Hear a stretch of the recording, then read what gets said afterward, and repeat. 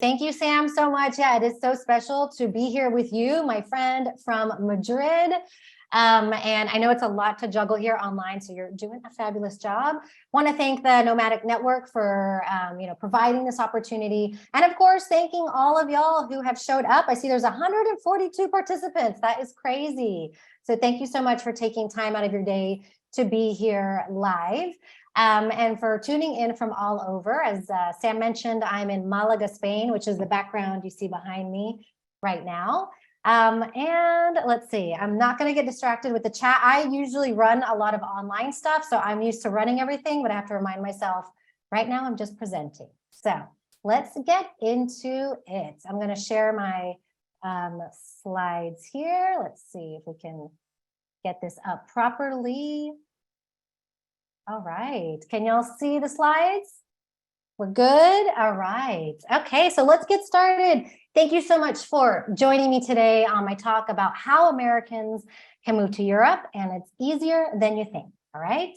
So just gonna dive into the agenda here so we know what we're looking at today and where we're going. So first I'll give a little background about myself so you can understand why I'm qualified to talk about this, and we'll jump into my story of how I've been able to live abroad as a US citizen. We'll talk about, why you should move abroad. I don't think I need to convince anyone here. If you're here, you're probably pretty convinced that this is something you want to do, but we'll still look at some reasons why. Benefits of living in Europe. We'll talk about many of those, which I'm sure you're aware of. Talk about the myths to moving to Europe, which I think which is where people get stuck and think, there's not really a path for me. You have to be X, Y, Z in order to move to Europe. And I want to bust those myths and let you know that there are ways for the average person to make a move. Then we'll get into what you're really here for, and that's how to move to Europe. So talk about what you need to move there and talk about the best visa options for you and kind of the easiest or easier countries to move to. And then we'll wrap it up with things to consider outside of your visa that you're going to need to figure out in order to make a move. All right, sounds good? Everybody on board? All right, and as Sam said, if you have any questions throughout the presentation, just drop them in the chat and Sam will grab them and we'll take them at the end of the chat here, okay? So about me. So my name is Cepee, rhymes with Peppy, I like to say, to help people out there. And I teach women age 30 and over how to move abroad. So I'm the founder of She Hit Refresh, which I'll talk about in a minute. I'm a globetrotter, have loved traveling since 1997. So went on my first international trip in high school. I'm a Colombian Iranian who grew up in Texas. And I moved to Spain, as Sam mentioned. I moved to Spain in 2015 at the age of 35. So when I moved to Spain, I was living in Austin, Texas at the time. And for me at 35, I know it sounds crazy now. Fast forward, I'm now 42. But at 35, I kind of felt like my best years were behind me. And maybe it was a little late in life to be making this kind of radical change. But I wanted to do it despite that. I had to just put the fear aside and really do this thing I wanted to do. But in doing research of how to do it, I just came across a lot of information for kind of two things. One was for people or women who were doing a gap year straight out of college, so helping them move abroad. Or it was information for like solo female travel in your 30s, 40s, 50s that was more like 2 weeks backpacking in Thailand by yourself. But there just wasn't information for someone who had some life experience behind them, who wanted to make a big life change, having responsibilities and all of this, not baggage, but all of these things that maybe you don't have when you're 20. There just wasn't information out there to help me navigate that. And I'm sharing the story because that's what led me to create She Hit Refresh, which is my business now, where I help women age 30 and over move abroad. Now, for the fellows out there, She Hit Refresh is my community, and there's over 10,000 women in there. And that is, yes, just for women. But with She Hit Refresh, I have tons of resources out there that are available and relevant to anybody, regardless if you're, regardless of your gender. So definitely tap into those on the website, YouTube, and all the other socials that I have. And I would say probably one of my #1 resources, especially for this audience here, is the book that I wrote. It's a digital book that Sam mentioned called I'm Out of Here. An American's Ultimate Visa Guide to Living in Europe. And this is something that I actually wrote during the pandemic. It's something I had in my mind because it's a resource that I wish I would have had when I was trying to navigate how to move abroad and hitting all of these road bumps. And it's a digital guide that goes over the 18 easiest countries to move to in Europe based on viable visa options. So there's tons of visas out there, but for a lot of them, we're not going to be able to qualify for. But these are viable ones for the 18 easiest countries, because also there's a lot of countries out there, but there's a lot that you probably won't be able to move to because you're not going to be able to get a visa.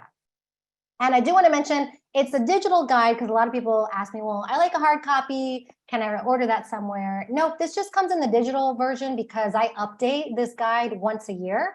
And if you purchase it, you have lifetime access to all updates. So for instance, last year I added a new country. So really it was just 17 countries. Last year I added one more country. So we added Hungary to the list. And visa information is always changing, and visas are being, removed and some are added. So I like to have the digital version so that you always have the most up-to-date information. All right, so let's move on then to kind of how I've been able to live in Europe, because a lot of people are curious about, well, how are you able to make it work?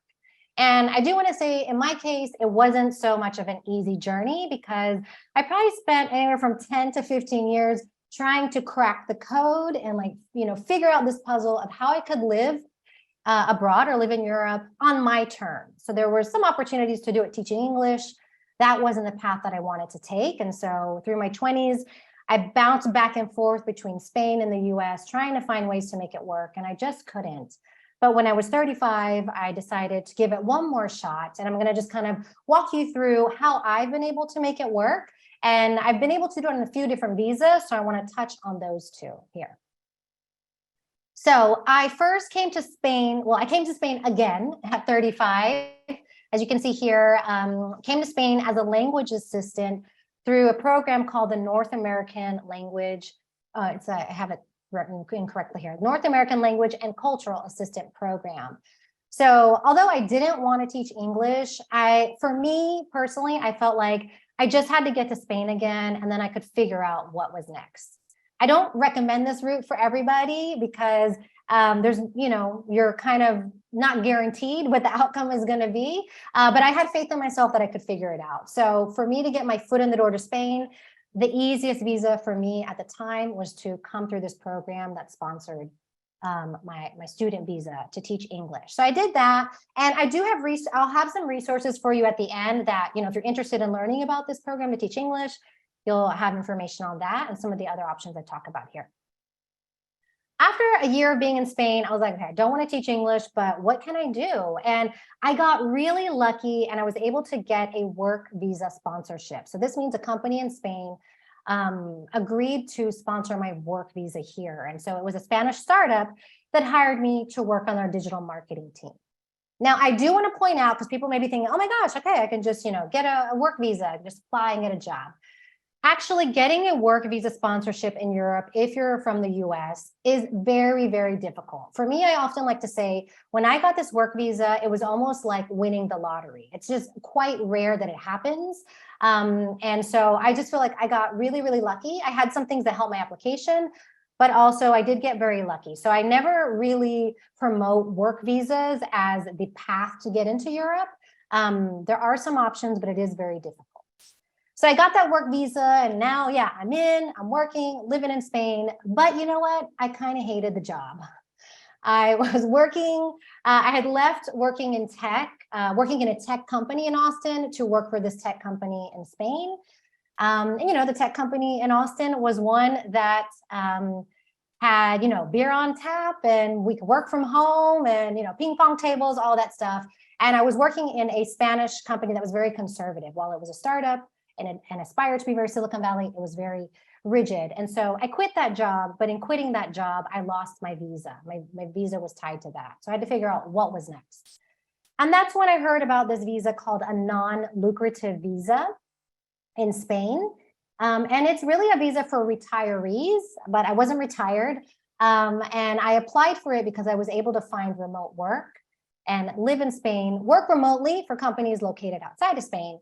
and work on this visa. This visa no longer allows people to work remotely on that. So it's not an option if you're a remote worker, but Spain now has a digital nomad visa. We'll talk about that in a little bit. So that could be an option. And then fast forward 2022, I became a citizen. So this is kind of my path of how I've been able to be here, live here, make money, and continue my life here. Now I've been here almost 8 years now. So that's enough about me. Just wanted to give you some context to where I'm coming from.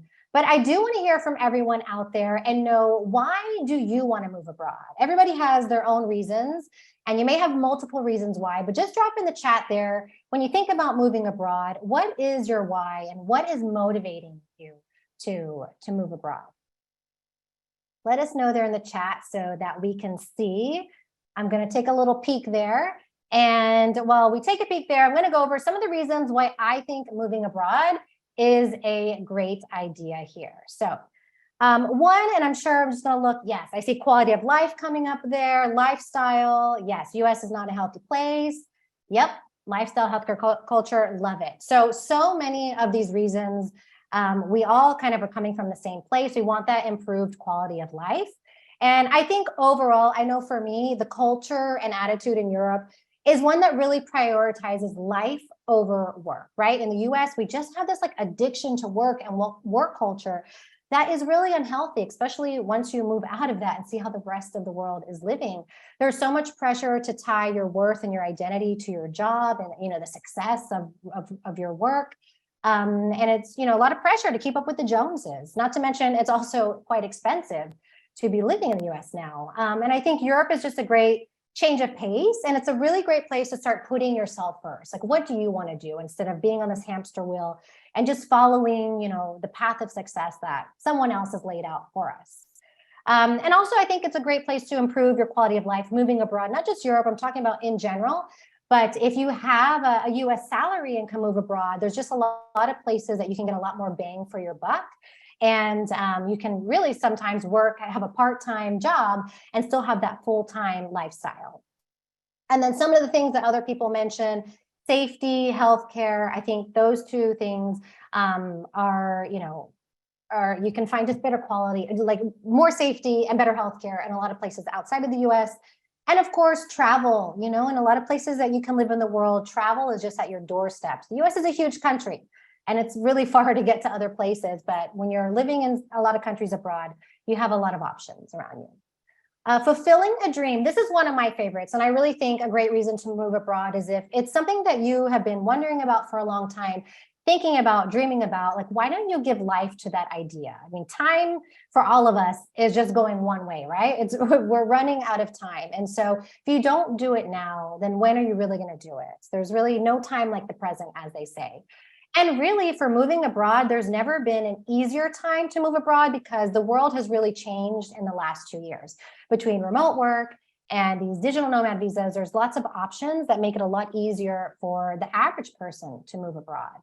So if this is something that you've been thinking about for ages, why not just do it? And no move has to be permanent. I like to remind people of that.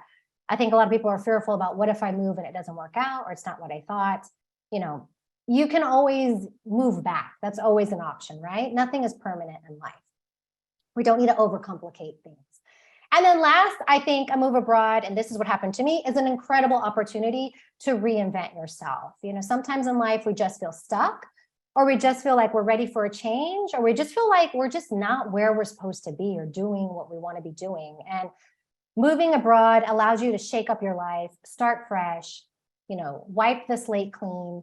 And I think it's just provides and creates this really fertile ground for you to play with your identity and really experiment in life. And so I think, oh, I just saw someone said the sound keeps breaking up or disappearing. Is it just me? I mean, okay, perfect. So I think those are great reasons to move abroad, something to give you to think about if you're, you know, wondering why, or if you have to justify it to someone who's questioning why you want to move abroad.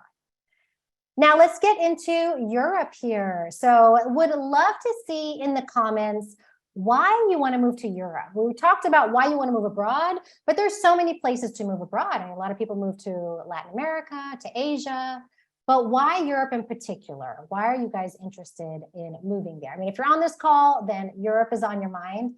Would love to hear what in particular is pulling you towards Europe? And while you, oh yes, I love that. Someone says it doesn't have to be Europe. And that's true too. Some people are just curious to hear about Europe today. There are so many incredible places to move. So I'm going to just talk about some of the benefits for Europe. Why Europe, or why I think Europe. Some of these we've sort of already touched on, so I won't spend too much time on it. But of course, that better work-life balance, we talked about that. The US lifestyle is so set around work. And I think in Europe, people prioritize work, but also prioritize their community, their family, their friends, and make space for that. Not to say in the US we don't prioritize that, but we may not make as much space for that. And you see that living here in Europe, how social the countries and the communities are here. Let's see, we have better work, so we talked about that.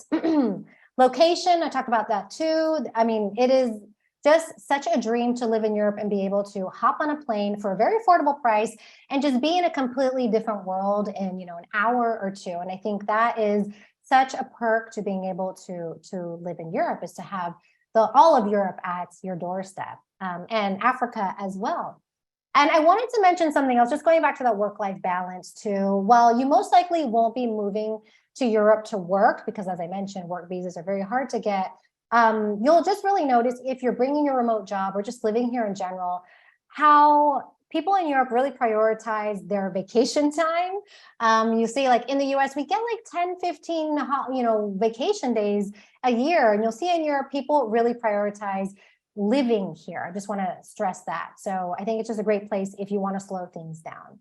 So we talked about location, and next is the right to healthcare, also just affordable healthcare. Depending on what visa you're going to move on in Europe, you may not have access to the public system, but for most residents and citizens in Europe of a country, they have access to healthcare. And if you're coming here and you have to get public healthcare, you will have access to affordable healthcare. And that is also a dream. One, to not have to deal with the crazy bureaucracy in the US that I just cannot deal with healthcare there. But also, for example, here in Spain, I pay about 50 euros a month or $50 a month for my health insurance. And, that is just something that you just can't get in the US. And last is here, less guns, less violence. Don't want to make this a political talk about guns, but definitely in Europe, there are less guns here, which makes me feel safer. There is a statistic out there that I was reading that it's not that there's less crime in Europe, it's just that there's less likelihood that the crime is going to be lethal here. And so I think that just makes me so much safer, especially as a woman, to be able to just navigate and go out alone, especially at times that I would never go out in the US alone. You always have to be on your guard, but it's just another perk, I think, to living here. So we had so many great, thank you guys for dropping your ideas for the benefits of living in Europe in the chat, or why you want to move to Europe. And one more perk here, or benefit of living in Europe, is this one. So it's not always a shoo-in that if you move to Europe, you're going to get European citizenship, but there are possible paths to citizenship depending on the country you're living in, what visa you're on, and how long you're living here. So if you're moving to Europe for, if you're looking at that long game, then you might be able to acquire citizenship here. And just know that getting citizenship in one country of the EU member states allows you to have that freedom of movement to live and work in any of the other, I think it's 26, 27 member states. So that is a huge, huge perk. All right. So as always, if you have any questions, drop them in the chat. We'll get to them at the end.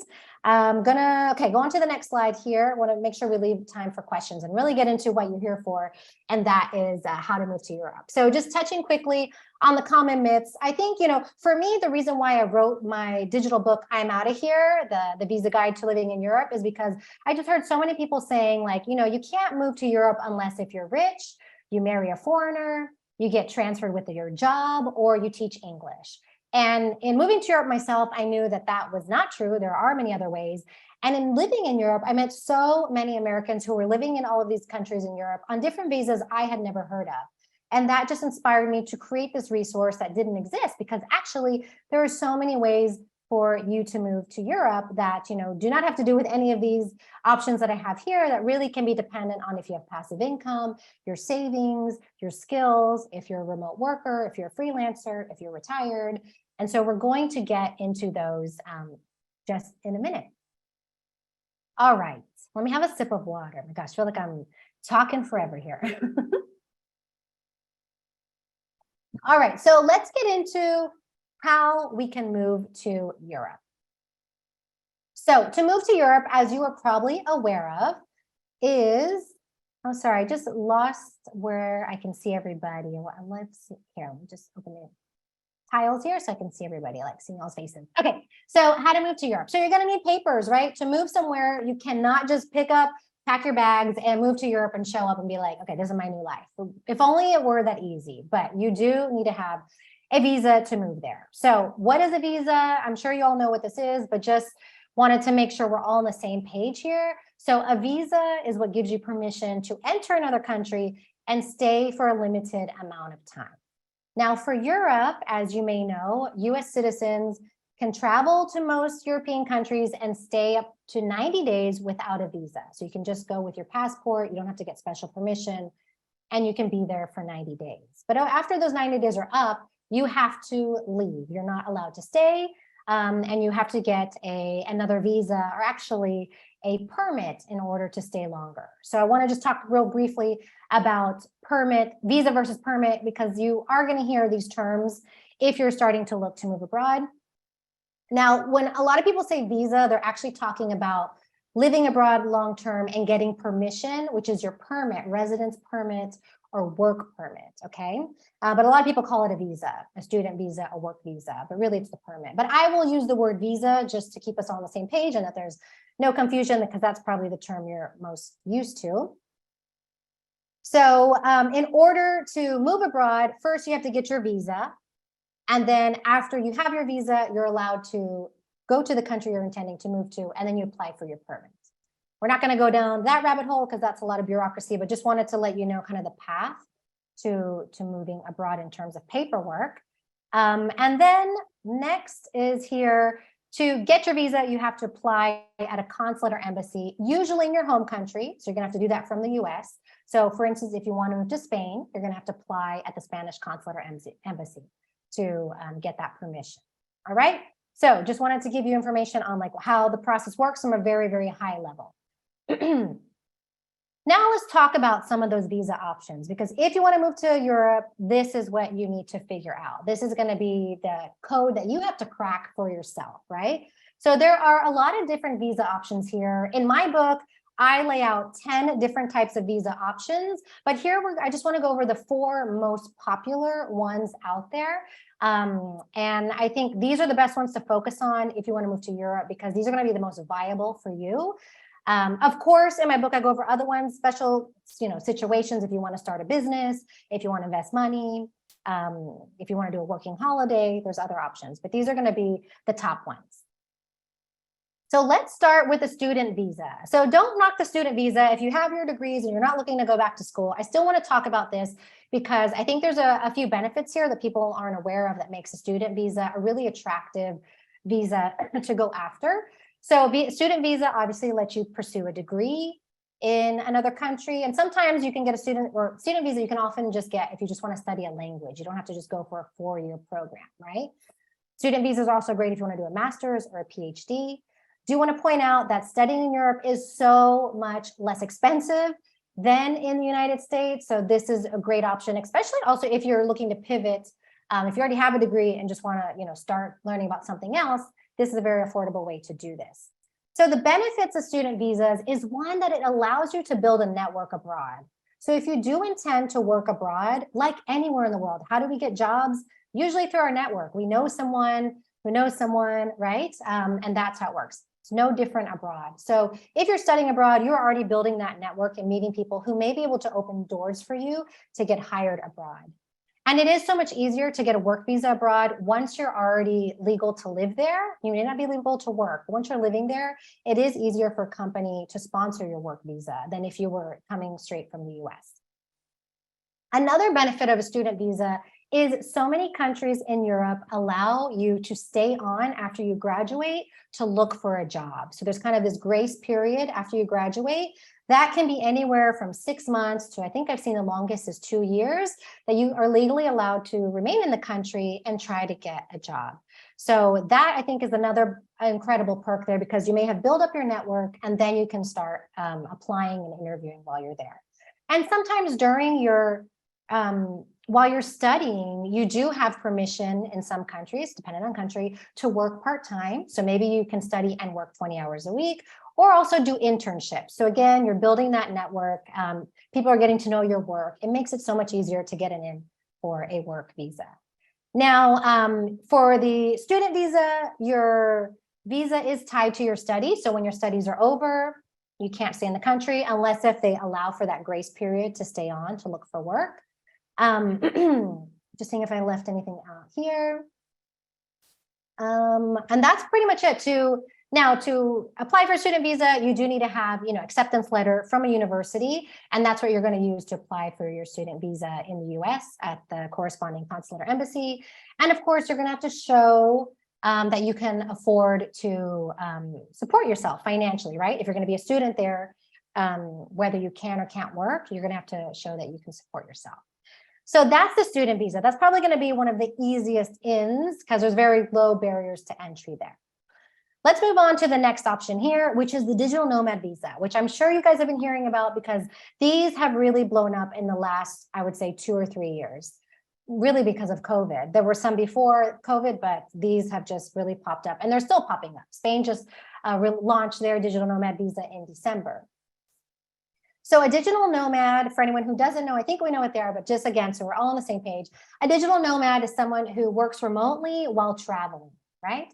And that means that you can travel by staying in a country for a day, a week, 3 months. You're on the move. How fast you're moving is really dependent on you. There are an increasing number of European countries that now offer these. These are visas for income earning foreigners, right? So you have to have a job as, digital nomad means that you're working here with this type of visa. So you need to have a remote job. And if you do, there are opportunities for you to spend an extended amount of time in a country in Europe and around the world. Typically, these visas, though, are not long-term options to living abroad. Usually they're issued for a year, 2 years. In Spain's case, it can be issued up to 5 years. But a lot of times after a year or two, you can't renew it. So this is more of a short-term option. I do have a resource that I'll share with you at the end that goes over the 11 countries in Europe that have the digital nomad visas. So this visa is available to people who work remotely. So that can be someone who, if you're working as a freelancer, if you have your own company, if you're self-employed, or if you're a remote worker working for someone else, right? The main thing here, though, to qualify is that you need to have income that is derived from outside of the country you're trying to live in, right? So if I live in Spain and I want to be on the digital nomad visa, I need to have money coming in from countries located outside of Spain. Actually, asterisk for Spain. Spain is the only country, they have actually said 20% of your earnings can come from Spain. So that was probably not the best example. But let's put in Estonia. For Estonia, all of your income would have to come from, outside of Estonia. So what are the income requirements? Typically, you need to make anywhere from $2,000 to about $4,500 US dollars a month to qualify for these visas. And you will have to show some kind of proof of employment or proof that you own your company. So they are going to want to see proof that you work remotely as well. So some countries to look at for this are Portugal. They just launched their digital nomad visa. I think that was last fall. Spain, as I mentioned, just launched theirs. Spain is a little bit pending. Currently, you can only apply for Spain's digital nomad visa if you are already in Spain. But I think next month that should open up to people who are outside of Spain. It's very new, so the information is quite fluid. Croatia is a great country to look at. Greece, Estonia, Malta, and Hungary has a new digital nomad visa. I go all over these visas in my book, and I'll also have a link that will have a blog post that will give you more information on these too. All right, so let's talk about the retirement visa here. And you probably see this woman here who doesn't look like she's of a retired age. And that's because the retirement visas, you don't have to be retired. I was on a retirement visa in Spain at 37 years old, right? So these can be pretty broad. For these visas, they're also known as pensioner visas or non-lucrative visas. They have different names depending on the country. So these visas are going to allow non-job seekers the opportunity to live abroad as long as you can provide proof of financial means. All right. And you know what? I hope I'm not speaking. So I know I talk fast. So hopefully I am not going too fast for y'all. I meant to ask if anyone needed me to slow down. But the non-lucrative visa, I think, is also one of the easiest visas to get if you meet the financial requirements. Okay. So I know not everybody's going to thank you, Sue. Not everybody is going to qualify for these, but if you do have some savings, or sometimes if you have a pensions, those will allow you to qualify. So let's talk about this. The non-lucrative, I think someone asked me to repeat that, non-lucrative or pensioner or retirement visa. So countries offer these because they really benefit from you being there, pumping money into their economy, right? Without draining their resources, such as public health care, and you're not taking jobs away from locals. So with these kind of visas, you do have to get your own private health care, but as I mentioned before, health care is quite affordable in most European countries. So the amounts, you're probably wondering, so how much money do I need to qualify for one of these?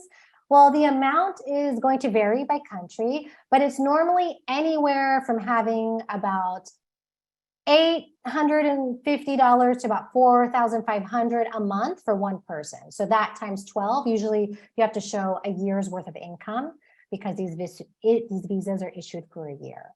And that's just for one person. You can have dependents come with you, so your partner, your children as well, and the amount would change depending on the country. They're going to have a percentage of what the threshold is here for any dependents. So like I said, this is the visa that I used in Spain when I was working remotely. Unfortunately, Spain no longer allows remote workers to qualify for this. But a lot of the retirement visas out there do allow you to work remotely on this visa. A lot of these countries, though, are now issuing digital nomad visas. So it may be, in time, they're going to phase out, allowing you to work remotely while being on a retirement visa. So some of the countries that offer these kind of visas is Spain, as I mentioned, because that's when I was on.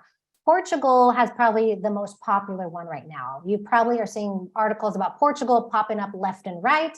Everyone's moving to Portugal on the D7 visa is what it's called.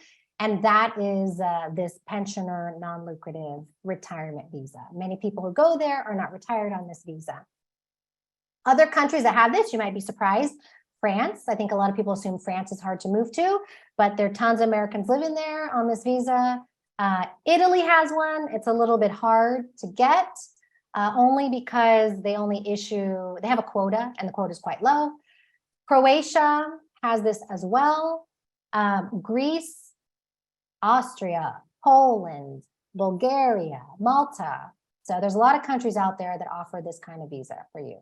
The benefit of this visa is, you can work remotely in most places, which means you don't have to seek work in the country you're moving to, right? And if you are retired and you have a pension, great, this is the visa you should be looking at. Other countries that have this, Switzerland and Ireland. I know Switzerland is like utopia on earth, right? A lot of people would love to live there. Very expensive to live there. Ireland, I know, is on a lot of people's list too, beautiful country, but both Switzerland and Ireland have age restrictions. So I don't remember off the top of my head exactly, but you have to be over, I'm not sure if it's 50 or 55 to qualify for this. And okay, I think that's all I wanted to cover on the retirement visa. All right, so let's go to the freelance visa. I know this is a lot of information here. The recording will be available if anyone wants to go back to this. And of course, if you have any questions, we're going to take those in a minute. I want to get through this last bit so we can take questions. I saw a lot of questions coming through. Freelance visa. So this is the fourth option that I have here that I think, if you're looking to move to Europe, this is another great option for you to focus on. This is different than the digital nomad visa. So the digital nomad visa is for people who are freelancing or working remotely for a company located outside of the country you want to move to. But these freelance visas are actually for people who want to work in country. So let's say you want to move to Germany, you're planning on living there forever, and you want to be really integrated with the local culture, and you want to work with people or clients in Germany, right? This is that kind of visa. This is a self-employment visa. It's also called for people who want to work in country. So you can work with clients, you can work with companies. If you, let's see what I want to say here. Great. Okay. All right. So to qualify for this visa, often you have to prove or show somehow that you were skilled in your trade, right? So let's say you work in marketing, you're going to have to show, and this is a bit vague, it depends on the country. You may have to show your degree, you may have to show that you have worked X amount of years for certain companies, but you have to show that you were skilled to be able to apply for this visa. Some of the countries that offer these are Spain, the Netherlands, Germany. So Germany has a very popular one there. That's actually one of the top ones for this type of visa. France has one as well, Italy, and the Czech Republic. So I would say probably the two most popular countries for this type of visa are Germany and the Czech Republic. A lot of people go. If you teach English, this is an option too. A lot of people teach English in the Czech Republic on this type of visa. But this is really for someone who wants to work in country abroad. All right, so I'm sure you have a lot of questions on those. I'm going to go to the next slide here because we can answer your questions at the end here. And as I mentioned before, there are a lot of other types of visas out there, but those may not be as easy to get for everybody. So I wanted to give you kind of the best shots to moving to Europe to focus on these. Now, in terms, I get the question all the time, okay, so but what's the easiest country to move to? Which one should I be focusing on? So easy is a relative term, right? Because each visa is going to be dependent on your specific situation. Oh, I hear somebody's off mute there. All right. So depending on, what you're bringing to the table, that's going to determine which visa you can qualify for. But in terms just generally talking about easy, let's start here with these ones in red, because if you have your heart set on Denmark, Finland, Iceland, Norway, or Sweden, I hate to be the bearer of bad news, but this is going to be a long shot. These countries are very difficult to get a visa for. Not impossible. I do have a resource I'm going to share about getting work visas in Europe, and some of these countries are on there. But these are very, very difficult, I would say, for the average person. If you're highly skilled, maybe you have a shot, but it's still very difficult. The UK, I think I saw a question about the UK. The UK, so these countries are not in my book because there just really aren't viable ways. UK, also difficult. Not impossible. There's tons of Americans living and working there, but it is difficult. I would say a perk, though, or plus of Brexit, of the UK leaving Europe, is that they have created a labor shortage for themselves. So they need to hire foreigners, right? And so you may have a better chance now than before of possibly qualifying if you fit into one of the categories of labor shortages there. But I really want to talk about some of the countries are the more easier ones, the ones that a lot of Americans are focusing on. I would say the Netherlands and Germany are popular. But I know a lot of people want to go somewhere warm. So those aren't the warmest countries, but those are countries that have, strong economies and have a lot of jobs there. But in terms of probably the most popular right now, the hottest ones on the list are Portugal and Spain. And that's one because they are quite affordable, although prices are going up. But they are warm and they have relatively easy visas to qualify for, especially those kind of retirement visas that we talked about, and now the digital nomad visas. Also, any country that offers a digital nomad visa, that's going to be a pretty easy in for you if you have a remote job that you can take abroad. So I already mentioned Spain and Portugal, but Croatia, Greece, Estonia, and there's others. As I mentioned, I have a resource of the 11 countries in Europe that I have digital nomad visas. And then Georgia, the country. Not sure if anyone thought about moving there. I don't know if now is the best time to go with the war that's going on. Georgia is, definitely dealing with a lot of refugees or people have gone to Georgia from Russia. But Georgia actually is a really special case because Georgia allows US citizens to go to Georgia without a visa and stay for a year. So you can actually hop on a plane tonight to Georgia. You don't need a visa and stay there for a year and live and work remotely. So that's a really interesting scenario. If you're just I need to get out, get me out of here now. How can I go? Georgia can be your escape plan, right? So that's going to be on my scale here of hardest to easiest. But as I mentioned, I go over the 18 easiest countries to move to in Europe in my book if you want kind of like the lowdown of all the countries. So going to move on to the next slide here. So we've talked about, what countries are going to be easier to move to, what visas you should probably focus on, and what you need to move. And we talked about that, the visa. But there are other things to consider if you want to move to Europe. So before you make that plan to hop on a plane and move, we talked about this a little bit. You need to figure out how you're going to make money, right? Like what are you going to do about work and money if you need to work? You need to figure that out. That will also determine what kind of visa you may qualify for. Savings. I probably don't need to tell you this, but you should have savings if you move abroad. It's reckless if you move abroad without savings. Of course, you're probably wondering, how much savings should I have?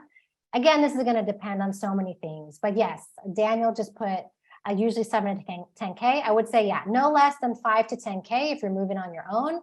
Even that number might, scare people. I just like to say whatever number you think you need to have in mind, double that before you move, right? Because you're going to have unexpected expenses and the money, you'll be surprised how fast it can go. Health insurance, you're going to have to figure out. Most of the visas that you're going to be applying for are going to require you to get private health insurance in order to qualify. And, in my book, I go over different health insurance companies for the different countries. So you can see there what the popular ones are that Americans using. Taxes, it's important to know what your tax obligations are. I'm not going to go in depth in taxes, but as US citizens, you may or may not know, we are liable for our worldwide income and taxes forever, no matter where we live.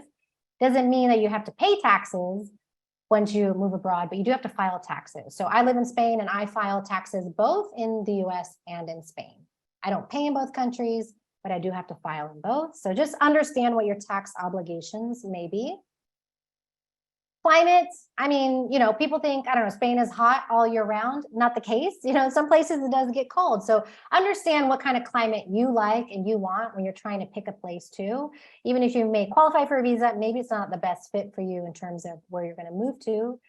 Language, okay, so it is really important to consider language if you're moving to a country that, where English is not the main language that's spoken.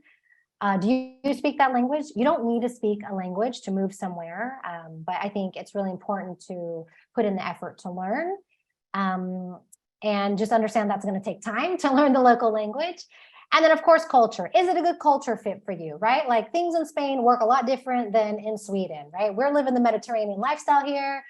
Things move at a slower pace. That can be really hard for people to where things aren't always done when they say they're going to be done. So if that's not the kind of lifestyle you like things to work like a well-oiled machine, maybe look at those kind of countries. So just take that in mind or keep that in mind.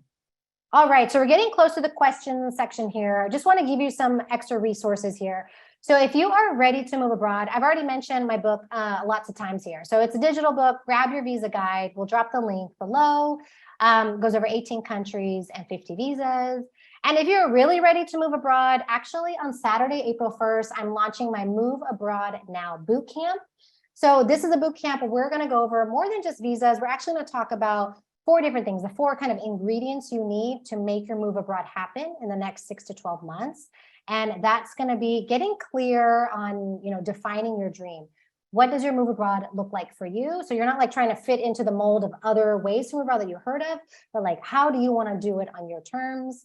We're going to talk about, work and money, resolving that issue. How are you going to financially support yourself? We're going to talk about visas, where you can move to, what visa you need. And then, how to put that all together, what's next, and that mindset of how you're not going to get in your own way of moving abroad, right? Even if you have the list or the plan, doesn't mean you're going to take action on it. So how do we overcome so that we can take action? This starts April 1st. It's a 4-day boot camp. Actually, sorry for the fellas out there. This is actually just for the ladies out there because this is for women age 30 and over. So sorry that you can't join this. This is a 4-day boot camp. It starts at 12 p.m. Eastern. And it's going to be recorded. So if you can't join live, you can definitely catch the recording. But for all of the guys out there, again, you can find so many resources out there on my website, YouTube. I'm going to go to the next slide here. You can see where you can connect with me. And also with the link that Sam just dropped if you sign up, or that, Sam dropped there. If you sign up to my newsletter, there's a newsletter link there. I will actually send you a Move to Europe starter kit, and it will include links to all of the blog posts that I mentioned, like the, countries in Europe with digital nomad visas, how to get a work visa in Europe, but also include other resources like, top jobs that are in demand in Europe, and a whole other, how to get Irish and Italian citizenship through descent, how to, move to a slew of countries. So if you just wanted your starter kit on where to start and some resources there to give you some really tangible information that you can use for your situation, sign up for the newsletter there and I'll send that to you. And if you'd like to connect, I have all these options here too. I have the Facebook group, which is again, just for women because it's for my community, She Hit Refresh. Would love to have you join me there. But of course, everybody can use all of the other resources there. And I have my website, She Hit Refresh. All right, so that's the end. Oh my gosh. Hey, Sam, where are you? Thank you. I am here. Can everyone hear me? Yeah? Can you hear me, Cepee? Yes, I can hear you. Mm-hmm. Okay, great. Awesome. Oh my God. So helpful. Oh my gosh. Amazing. I know. I will say, I have never fielded so many questions in all of the TNN events that I've done. This is the most amount of questions. I literally have like 2 pages of questions right now. So I will say there is absolutely no way we're going to be able to get to everyone's questions. And I also will say that like a lot of people ask like very specific questions, like for their specific, what they want, or like visas or their specific situation. So like, I'm not going to go over those in interest of like everyone's time. I'm just going to say like, get Cepee's book. I'm not just saying that, but like, it's literally like gonna be exactly what I think so many people here are looking for, because I've read it and it has like the whole breakdown with so many things, and it's always updated, like she said, once a year with all the new stuff. So I think for all those specifics, it's really like your one-stop shop. And there's just so much. Sue's asking if she can pay for a private consultation. And I was literally thinking that too, actually, because you have such a wealth of knowledge, Cepee. So yeah, anyway, get her book, join her course. I'm not just saying that to amp her up, but like truly there's just been so many questions here that like are really specific that we're just not going to be able to get into. So I apologize in advance. Because everyone's situation is different. Exactly. So but let's get into like some of the main ones. And then definitely, like I said, connect with Cepee and like ask all those specific questions and all that. Thank you again, Cepee, for like being here and sharing all of your knowledge, and you're just a wealth of information. I'm just blown away. People were asking so many questions about taxes, about the double taxation. And I know, because also it's tax season. So it's like top of mind for everyone, unfortunately. And I saw you posted some funny like reel on Instagram about like Uncle Sam coming for you, no matter where you are. So I mean, I know obviously like you're not a tax expert. And again, people like asked very specific questions, but like, so you said, I think the main thing is like people don't want to pay taxes in 2 places. So if you could just like touch on like briefly how that works. Yes. So great question. So taxes. So as I mentioned before, if you're a US citizen and you leave the US, you still have to file taxes forever. We're one of like 2 countries in the world that are still on the hook for taxes once we leave. But luckily, the US does have treaties or agreements in place with many countries around the world so that you're not double taxed. So as I mentioned before, that means that you will still have to file taxes in the country that you're residing in abroad, and you don't always have to. So there's going to be, asterisks around that. If to be considered a tax resident in a country abroad, there's, they're going to have different qualifications to give you that label. So one is if you're living in that country for over 183 days, sometimes that's the case. But you have to see, depending on your country, you need to do that research. But basically, there are the tax agreements so that while you may have to file in both countries, you will only pay in one. And that's how that works. That's what I do here. So I paid in Spain last year, although I filed in both countries. I'm not a tax expert, but yeah, I definitely would recommend reaching out to experts to get information on your specific situation, because it will depend from country to country. It'll depend on your income, your earnings, your assets as well.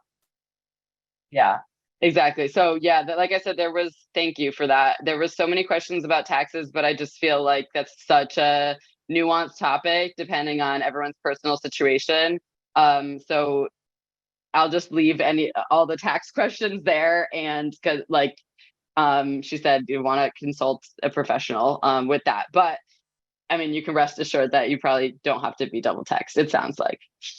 Yes, most likely you don't have to. And I would say a company that I think is a great one to use if you are living abroad and you want your taxes done is My Expat Taxes. So I highly recommend them. My Expat Taxes. Okay. My Expat Taxes. Okay. I'll drop a link for that in a second. Also, someone asked, we had a couple questions about your book actually. So I just want to grab you for that real quick. I'm assuming, so it's the American's Guide, but someone was asking, does that work for non-US citizens? Or I'm assuming it's mainly guided for US citizens, but. Great question. Yeah, so actually I would say 98% of the visas in the book and the information is relevant to everybody. There's just some visas that may just be for US citizens. There's like 1 or 2 in there. And of course, the book's written from my perspective, a US citizen. So I really, take that perspective in writing it. But definitely I have Canadians, people from the UK, also people in Asia, Latin America, and in Africa who have purchased the book and use it to, understand the visas that are available in Europe. Awesome. And someone else asked about the guide updates, because you said it gets updated once a year. So if you purchase it, you'll get emails, right? When it's updated, you don't have to pay for the updates, right? Yeah, you don't have to pay for the updates. So it's lifetime access to all the updates. I just updated in November, and I think usually I do it once a year. This year will probably be twice because Spain's digital nomad visa is out.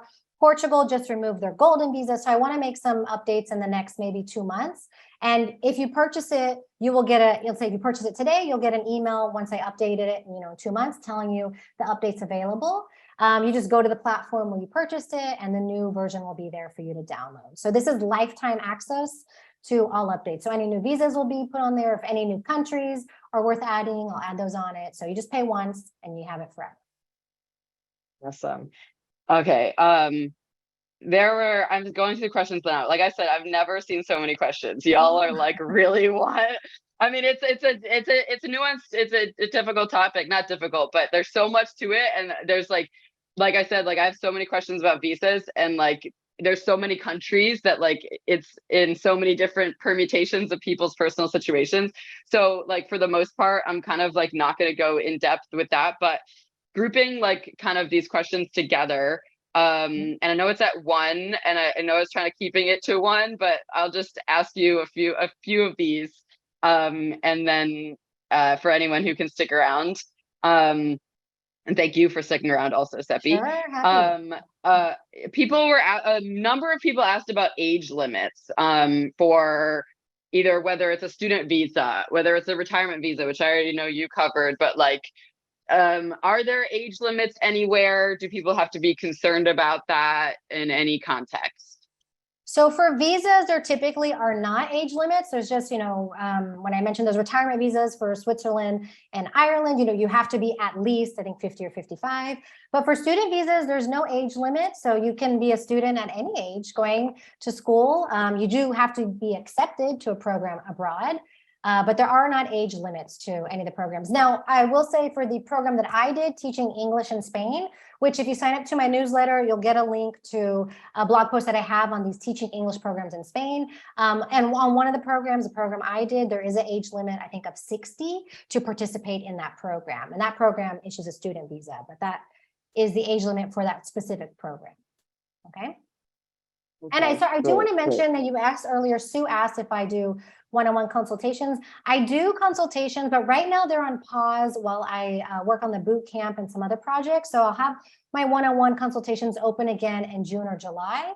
But you can reach out to me, or if you go to the website, you'll see information on how we can work together if you're interested in that. Okay. Awesome. Okay, I actually wanted to, because like there's, like I said, there's so many logistical questions that are like too much to get into, but like I kind of did want to ask, there was a few questions about like more of the not broader picture, but kind of like mental health related like aspect of moving abroad. I know like feeling overwhelmed, and I know someone else asked like as a like single woman 35, I forget exactly what she said, but how do you navigate like that time frame if you don't have children and might want them, or like have you or other people in your community struggled with this? Yeah, How do you navigate all I of those love big this. questions? Just Yes. going deep. Yes, no, I love that question. I can't see it says MMY. I saw your question. I'm like, this is why I started She Hit Refresh, because I was a single woman, 35, living in Austin, which was like Peter Panville. Like people were either married or people were asking why I wasn't married. And it was a lot of pressure. And to move abroad, actually, I felt like alone in Austin. Like I was the only person 35 who wasn't married and didn't have kids, and there was something wrong with me. And then I moved abroad and I found this whole community of women who were just like me in their 30s, 40s, and 50s, who also were single, child free, and had chosen to take this other path. And I felt like, oh my gosh, so validated in my feelings of wanting to live this other life, and that the life I was living, there was nothing wrong with that. I wasn't different. I was just on a different path, and that's okay. And I really found here in Spain just an abundance of people. And I would say if you move abroad, actually, in a lot of countries, the marriage rate is a lot higher, and people are having less children and at a lot later in life. So you're going to find so many people like you out there that makes you feel a lot less alone, and that that you're not, there's no elephant in the room per se, because there are so many people like you. You're not an only. And I think to help with this really is finding a community of people who are like you. Because for me in the US, yeah, so many of my friends and people around me were married with kids. And of course, that's going to make me feel like an outsider. But then I found a community of people where we were the majority, right? So She Hit Refresh, I would definitely tell you to tap in, like join the free Facebook group, because we talk about these things. We don't just talk about moving abroad, but we talk about, choosing to be child free. Not everyone in the community, I mean, there's people in the community with kids too. So don't want to say it's just a community of people without kids, but a lot of women in there don't have kids or don't want to have kids, but also people who are navigating these life changes, quote unquote, later in life, right? When we're supposed to have everything figured out, here we are trying to shake things up. And that's totally okay. And you're not alone in feeling this way or wanting to do these kind of things. Awesome. Yeah, thank you. When she asked that, I was like, yo, that's what She Hit Refresh is all about. That is what it is all about. Um, yeah. Okay. Thank you for sharing all that. Also, I was just looking over some of the questions again, and like I said, like not going to get so into the specifics, but like I know, just to kind of go back to the more logistical element as like the last question, and then I have some like last wrap up announcements kind of thing. Um, a lot of people are asking about proof of income and stuff, like for the visas. And I know it probably varies, but like, is it mainly like bank statements, or is it like uh, what kind of generally works? Yeah, so bank statements is really what they're going to ask for. Or if you're, going to show your financial requirements based on your savings, they're going to want to see bank statements. That was my case. So literally, I just, printed out my Chase balance. I think they wanted to see for the last 3 months. So they want to see like it's not someone just putting in a lump sum in your bank account. So I had to show the last 3 months. You can show that. Some visas, the qualifications could be pensions or your retirement account. So you just would show, a certified copy of your statement and provide that with your application. Sometimes I will say, I mean, we're not going to go into this rabbit hole, but those documents sometimes have to be notarized or have to be apostilled. So they just have to be certified that they are actual documents of what they're saying there. They're not, falsified documents. Okay, awesome.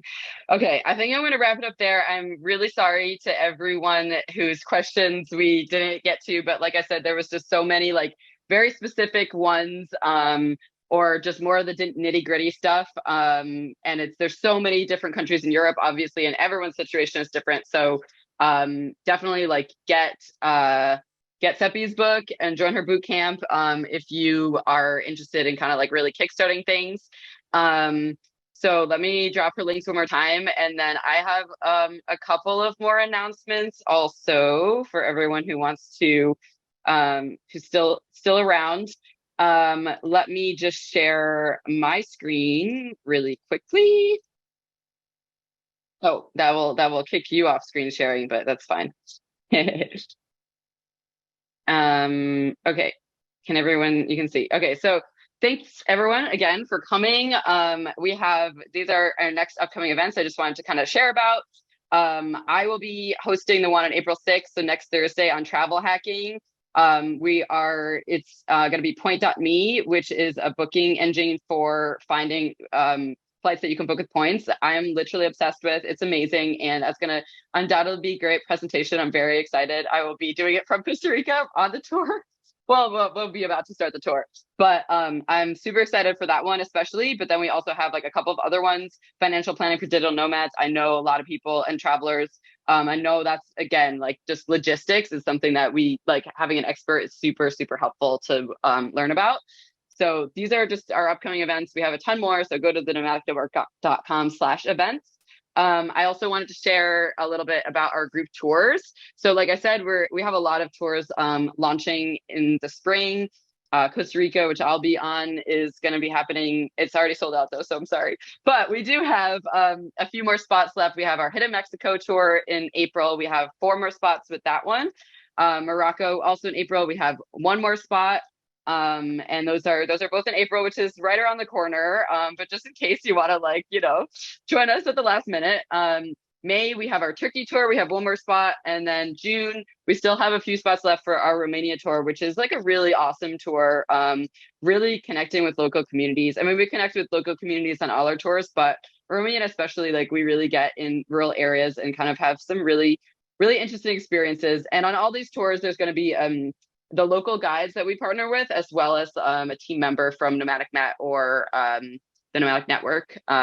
Just so, because we're all about connection, we want to be there with you, and we're super excited about that. So that's kind of what's happening with our group tours, and you can check out, we have ones running spring and fall, so you can see what other ones we have there. And we also have our book club is also next week with Rolf Potts. He is a travel writer extraordinaire. He's just amazing. And we're discussing his book. We're kind of like doing it in bite-sized chunks because that's how it's designed to be digested. And he's kind of guiding us through the way. It's been really cool.